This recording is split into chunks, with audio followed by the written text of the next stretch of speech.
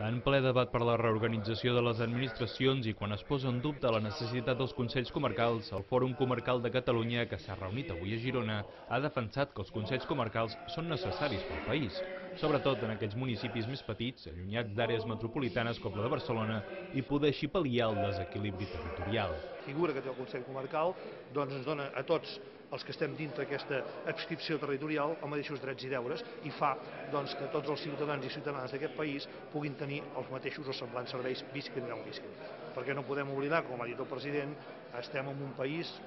molt divers, en un país que hi ha molts pobles petits,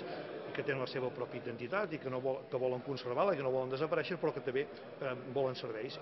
Amb tot, el fòrum reconeix que cal fer canvis i que segurament s'ha de simplificar i delimitar el seu marc competencial. I que tenim aquestes dues parts, el país que és més l'àrea metropolitana de les grans ciutats, que tenen la possibilitat de tenir tots els serveis, i el país de pobles més petits, que si no fos a través d'organismes com el Consell Comarcal es faria molt difícil, molt complicat, i segurament que iríem a